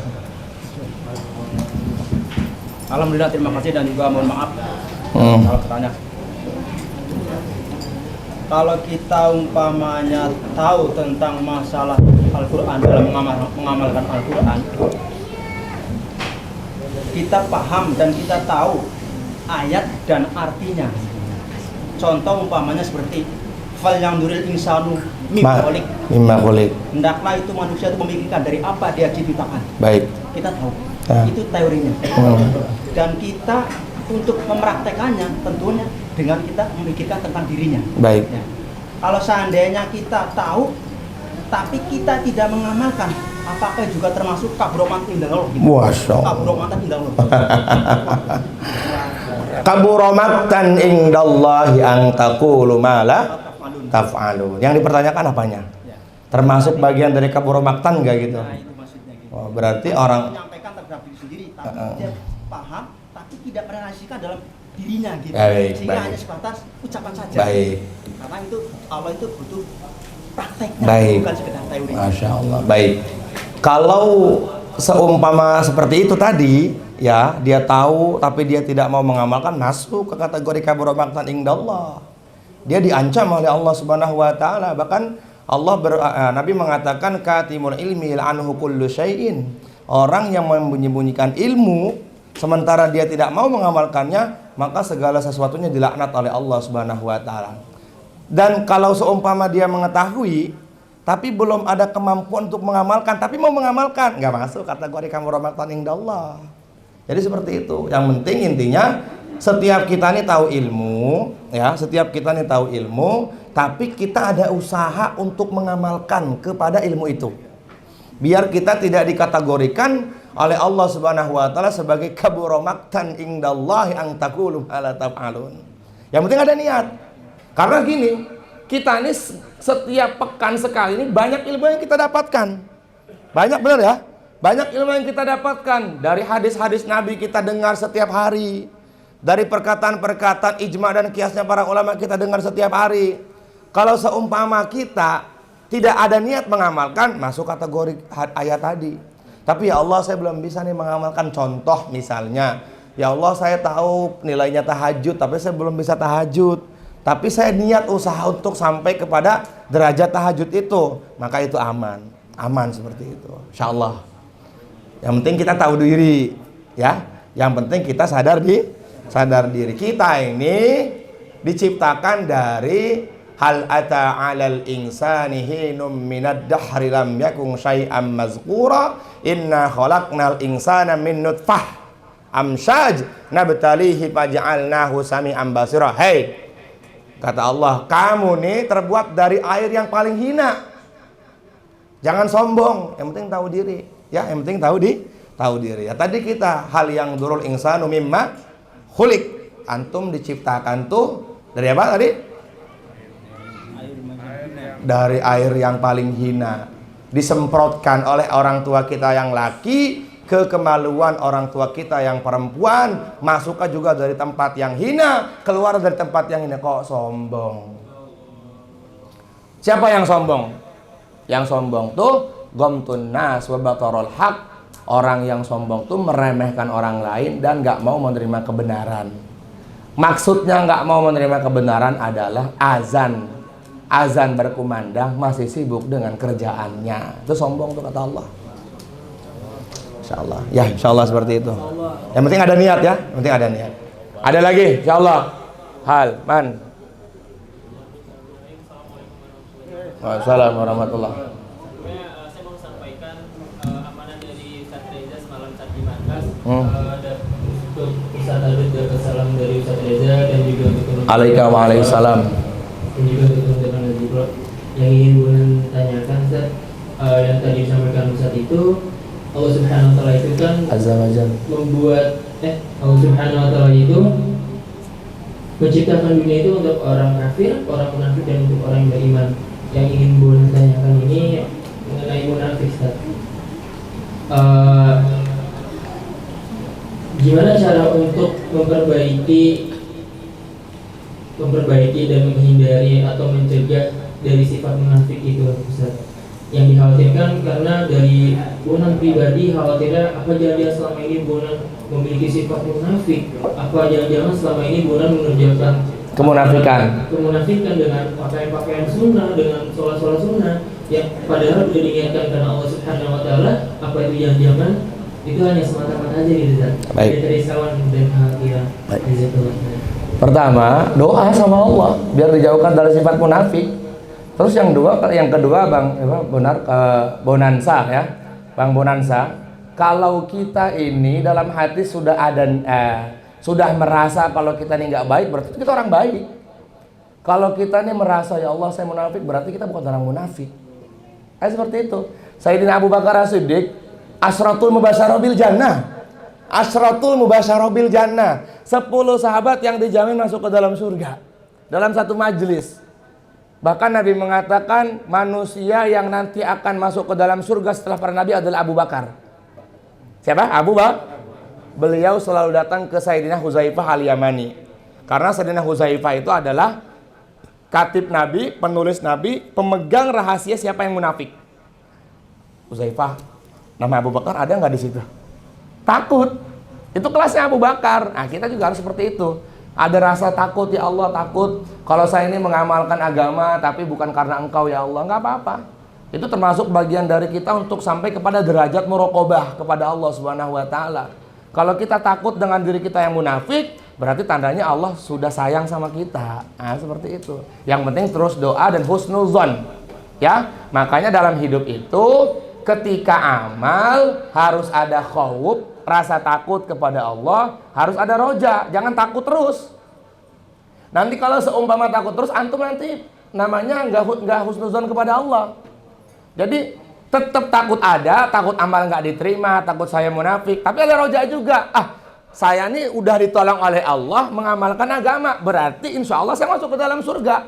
Kalau saya mah yakin saya masuk ke dalam surga, kenapa? Karena saya menyampaikan kebaikan. Karena setiap malam kita baca tabarok, karena kita bisa sholat 5 waktu. Kan Gus Bahar bilang begitu kan. Kalau yakin katanya, kalau saya masuk surga, kenapa? Loh saya dijadikan ulama sama Allah. Kayak gitu. Makanya kan kata Allah, kata Nabi, kata Allah dalam hadits qudsi, ana inda zonni abdi bi fazunnu bi khaira. Aku ini menurut persangkaan hambaku. Jadi bagaimana kita bersangka kepada Allah? Kalau persangkaan kita baik kepada Allah, nanti Allah juga insya Allah akan menjadikan kebaikan-kebaikan kepada kita. Makanya ada doa yang Nabi ajarkan ketika ada orang bersangka baik kepada kita, Allahumma ja'alni khairam mimma yazunnun. Ya Allah, jadikanlah aku sebagaimana persangkaan yang dia sangkakan kepadaku. Maksudnya oleh ibadah ya, Allahumma ja'alni khairam mimma yazunnun. Maksudnya oleh sedekah ya, Allahumma ja'alni khairam mimma yazunnun. Itu yang diajarkan Nabi. Seperti itu Bang Mudah. Insya Allah. Doa, terus itu sudah satu Hebatan lah kalau kita merasa kalau diri kita munafik. Tapi jangan terlalu dalam ketakutan ya. Nggak boleh juga takut nanti malah jadi suudzon kepada Allah. Seperti itu. Wallahu a'lam. Ayo, siapa lagi? Manil mas'ul, siapa lagi yang mau tanya? Irfa'a diyakum fi hadzal makan, ngajib lo. Dikit-dikit pakai bahasa Arab lah. Oh iya. Baik, gimana? Kalau masalah niat itu apa harus dibarengi dengan perbuatan itu ya? Tafakur dibarengi dengan Niat. Niat itu harus dibarengi dengan perbuatan. Ya. Contoh umpamanya kita mau niat haji. Ya. Tapi kalau memang dia ada kemampuan langsung gitu kan Ya. gitu. Tapi kalau seumpamanya dia belum ada kemampuan dan kemampuannya itu adalah nyicil, Ya. gitu, otomatis dengan niat itu kan ada realisasinya Yes, gitu kan, menabung yes, gitu. ya. Apakah hanya cuma sebatas diucapkan saja gitu? Oh enggak, usahakan ada ikhtiarnya. Iya, ketika niat berangkat haji nabung. Ketika mau umroh ya nabung. Saya niat menghafal Quran, tapi kagak ada prakteknya. Setiap malam tidur, nggak mau buka Quran, ya nggak bisa. Niat dibarengi dengan amal. Insya Allah ya, niat dibarengi dengan perak. Nanti ketika dalam pengamalan itu kok kita tidak terwujud niat kita, baru nanti Allah pandang usaha kita. Ingat, yang dipandang semua itu mujahadahnya, Pak. Usahanya, perjalanan untuk menuju ke situ. Besok nih kita akan keluar 3 hari nih ke Bogor nih. Yang Allah pandang tuh berangkat dari rumahnya, meninggalkan rumahnya itu loh. Kata Allah, itu keren banget tuh dia ninggalin keluarganya tuh sebentar tuh, mantep itu tuh. Itu yang Allah pandang. Udah sampai sebenarnya Allah pandang juga, tapi tidak yang pertama kali dia mau berangkat itu. Masya Allah. Jadi seperti itu. Wallahu a'lam. Cukuplah insya Allah ya. Mudah-mudahan Allah terima kita semuanya. Insya Allah pengumuman besok lusa kita akan iktikaf 3 hari di Bogor, di Cirincing Caringin, di musolah di vilanya Bang Aga ya. Bagi teman-teman yang ada waktu ya. Kalau kata Bang Alvin nggak ada waktu, kita semuanya harus harus luangkan waktu. Semuanya orang sibuk ya. Semuanya orang sibuk, tapi kita harus betul-betul meluangkan waktu buat agama. Ya 3 hari, yang nggak bisa 3 hari ya 2 hari, yang nggak bisa 2 hari ya 1 hari, yang nggak bisa 1 hari ya sejam, 2 jam, 3 jam, nggak jadi masalah. Insya Allah ya. Yang penting ada usaha untuk mendapatkan muraqabah derajat yang tinggi di hadapan Allah Subhanahu wa Ta'ala. Tempatnya di Caringin nanti. Bendayahnya di mana, Mir? Aina. Oh, Kamis malam di sini. Selepas sholat Isya ya. Yang bawa perlengkapan seperti alas tidur, ya bawa uang secukupnya karena ada korban. Setiap hari kita korban seikhlasnya buat makan. Insya Allah ya, karena Allah mengatakan amwalukum wa anfusikum, ya harta kalian dan diri kalian. Bukan cuma harta, tapi diri juga harus ikut. Ada orang yang berkorban harta, kalau dirinya belum, maka sedikit pemahamannya. Ada orang yang dirinya tapi hartanya nggak keluar, sedikit juga. Maka yang sempurna adalah bi amwalikum wa anfusikum, hartanya keluar, dirinya juga berkorban, maka nanti Allah berikan kepahaman kesempurnaan iman. Al-Fatihah. A'udzubillahi minasyaitonirrajim. Bismillahirrahmanirrahim. Alhamdulillahirabbil alamin arrahmanir rahim maliki yaumiddin. Iyyaka na'budu wa iyyaka nasta'in ihdinas siratal mustaqim. Siratal ladzina an'amta 'alaihim ghairil maghdubi 'alaihim waladdallin. Amin. Al-Fatihah. A'udzu billahi minasy syaithanir rajim. Bismillahirrahmanir rahim. Alhamdulillahirabbil alamin arrahmanir rahim maliki yaumiddin. Iyyaka na'budu wa iyyaka nasta'in ihdinas siratal mustaqim siratal ladzina an'amta 'alaihim ghairil maghdubi 'alaihim waladdallin. Amin. Al-Fatihah. A'udzu billahi minasy syaithanir rajim. Bismillahirrahmanir rahim. Alhamdulillahirabbil alamin arrahmanir rahim maliki yaumiddin. Iyyaka na'budu wa iyyaka nasta'in ihdinas siratal mustaqim siratal ladzina an'amta 'alaihim ghairil maghdubi 'alaihim waladdallin. Amin. Hasbunallahu wa ni'mal wakil, ni'mal maula wa ni'man nasir.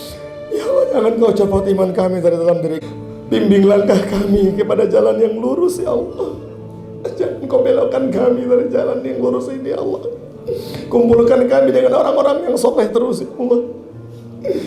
Jangan kau pecah belahkan kami ya Allah. Jangan kau cerai-beraikan kami ya Allah. Bimbing kami dalam langkah Nabi-Mu ya Allah. Bimbing kami dalam agama-Mu ya Allah. Bimbing kami dalam sunnah Nabi-Mu ya Allah. Adim hubbana ya Allah, kekalkan hidayah dalam diri kami. Kekalkan juga hidayah ke dalam hati umat ini ya Allah. Masukkan seluruh umat ini masuk ke dalam surga-Mu ya Allah. Ya Allah, kami hanya sebatas bisa berdoa ya Allah. Ya Allah, masukkan seluruh umat-Mu tanpa terkecuali, seluruh hamba-Mu tanpa terkecuali masuk ke dalam surga. Ya Allah, kami belum bisa berkorban sebagaimana korbannya para sahabat. Ya Allah, kami belum bisa bermujahadah sebagaimana mujahadahnya para sahabat. Kami mengaku cinta kepada beliau-beliau semua ya Allah. Ya Allah Tuhan kami, jagalah ibu kami ya Allah. Jagalah ayah kami ya Allah, jagalah abah kami ya Allah. Jagalah ya Allah, sayangi mereka ya Allah. Mereka memikirkan hidup kami ya Allah. Susah ya Allah, mereka memikirkan kami ya Allah. Siang dan malam ya Allah, balaslah pengorbanan ibu kami ya Allah dengan jannah-Mu ya Allah. Pandang ibu kami dengan surga-Mu ya Allah. Pandanglah susah payah ke ibu kami dengan rahmat-Mu ya Allah. Ya Allah, balas keringatnya ya Allah ketika melahirkan kami ya Allah. Ya Allah, taruhannya nyawa ya Allah melahirkan kami ya Allah, tapi kami durhaka kepadanya ya Allah. Kami pernah membentaknya dengan lisan kami ya Allah. Kami pernah menghardiknya dengan tangan kami ya Allah. Kami pernah bikin dia marah ya Allah. Kami pernah bikin air matanya keluar ya Allah. Padahal Nabi pernah bersabda, siapa di antara kami yang pernah membuat sedih orang tuanya, maka neraka jahanam tempatnya. Kami pernah buat itu ya Allah. Kami pernah mengeluarkan air mata ibu karena kesalahan kami ya Allah. Ya Allah, jagalah ibu kami ya Allah. Jagalah umi kami ya Allah. Jagalah mama kami ya Allah. Pandang ya Allah kesusahannya ya Allah. Pandang mujahadahnya ya Allah. Kekalkan hidayah dalam hatinya ya Allah.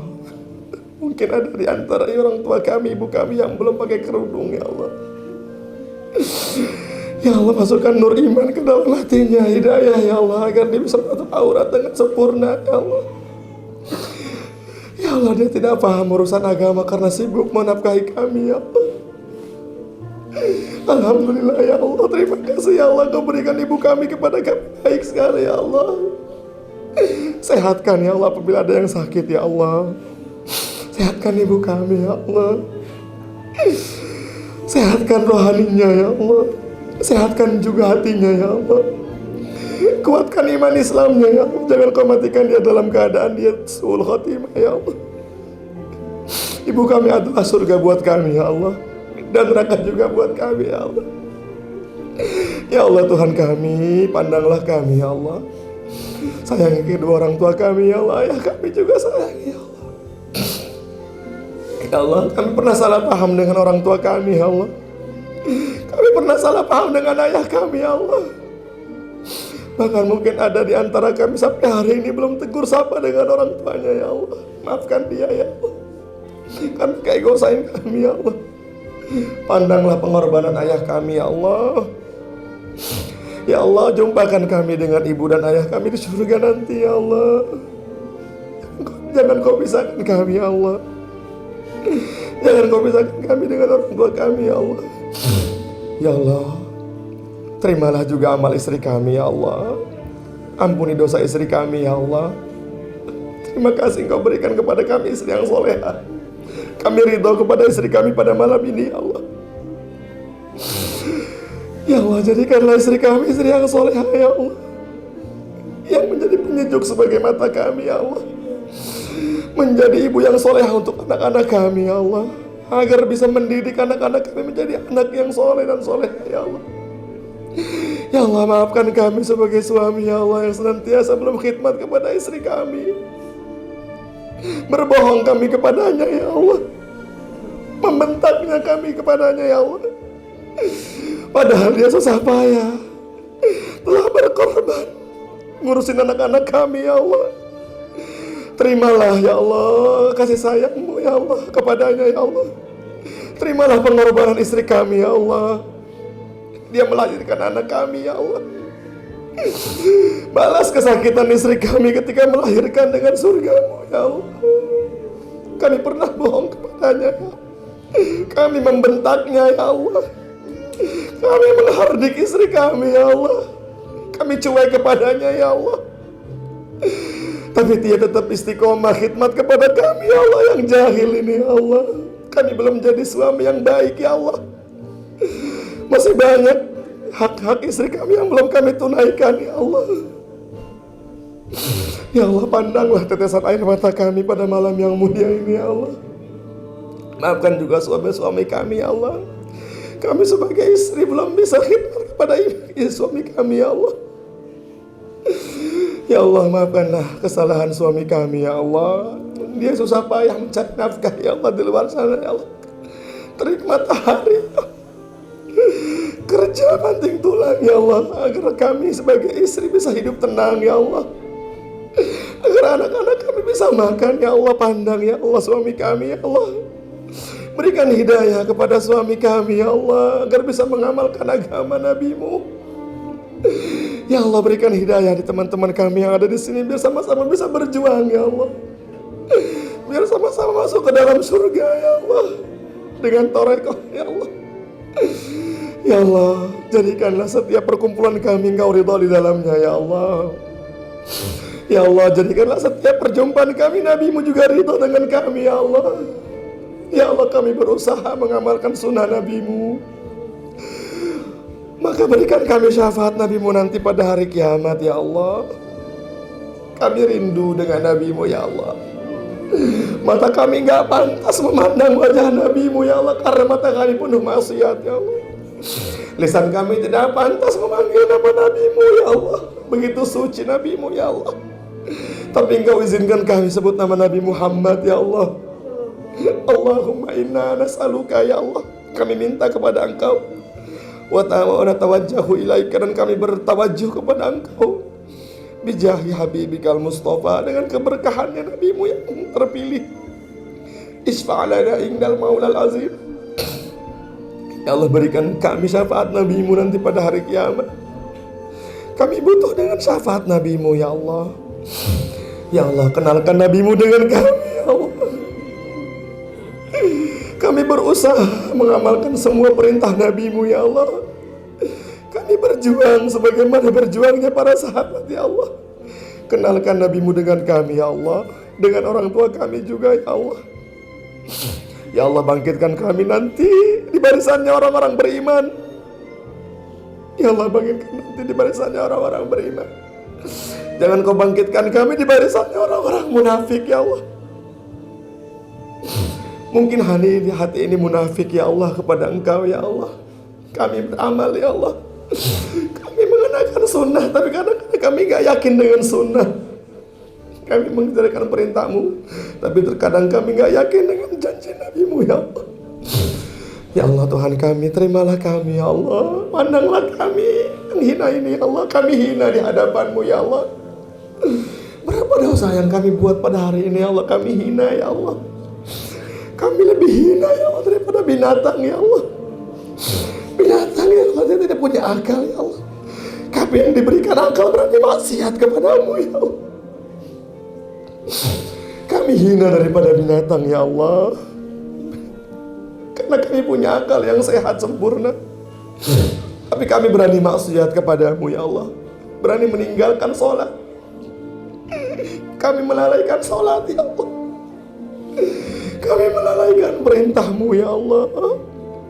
Kami melalaikan perintah-Mu ya Allah, sampai kami tertinggal dengan waktunya ya Allah. Ampuni kami ya Allah yang dulu pernah meninggalkan sholat ya Allah. Ampuni kami yang dulu pernah berzina ya Allah.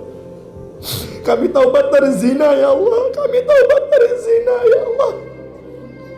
Bukan hanya zina kemaluan kami tobat dari zina mata kami ya Allah. Kami tobat dari zina lisan kami. Ya Allah, ampuni teman-teman kami yang di sini yang mungkin dulu pernah minum khamr ya Allah. Berikan telaga kausar Rasulullah nanti kepada teman-teman kami ya Allah. Kami taubat dari minum khamr ya Allah. Ya Allah, kami taubat dari ghibah ya Allah. Kami taubat dari segala dosa-dosa kami ya Allah. Ya Allah, pandanglah kami di majlis yang mulia ini. Ya Allah, istiqomahkan kami ya Allah. Kumpulkan kami terus dalam kebaikan-Mu ya Allah. Wa sallallahu ala sayyidina maulana Muhammad. Rabbana ighfir lana dzunubana wal ikhwanina alladziina sabaquna bil iman wa la taj'al fi qulubina. Ya Allah, jangan Kau jadikan hati kami lalai ya Allah kepadamu ya Allah. Illa lil ladzina amanu rabbana innaka raufur rahim. Rabbighfir lana wa liwalidayna wa li jami'il muslimina wal muslimat. Khususan fi hadzal majma' ngajiblo ya Allah. Barik lana warhamna waftah lana wangsurna ya Allah. Ijma' lana bainana wa baina nabiyyina ngajiblo ya Allah. Bengkel hati ya Allah. Ijma' bainana wa baina salihin wa baina sahabah. Kumpulkan kami ngajiblo ya Allah dengan perkumpulannya para sahabat ya Allah. Ijma' bainana ya Allah. Kumpulkan kami di bengkel hati ya Allah dengan perkumpulan para sahabat ya Allah. Wa baina salihin, dan kumpulkan kami dengan orang-orang yang soleh ya Allah. Rabbana atina fid dunya hasanatan wa fil akhirati hasanatan wa qina adzabannar. Wa sallallahu ala sayyidina wa maulana wa habibana Muhammad. Walhamdulillahi rabbil alamin. Salatullah salamullah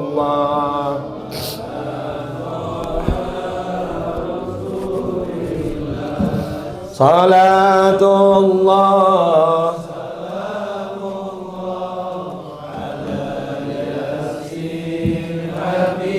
billah tawassalna bismillah wa bil hadi lillah wa kulli mujahid bi ahlil bad. Insyaallah sebentar lagi Zulhijjah, maka diperbanyak istighfar, banyak ini ya, banyak amal ya insyaallah. Karena bulan Zulhijjah termasuk bulan yang dimuliakan oleh Allah Subhanahu wa taala. Assalamualaikum warahmatullahi wabarakatuh.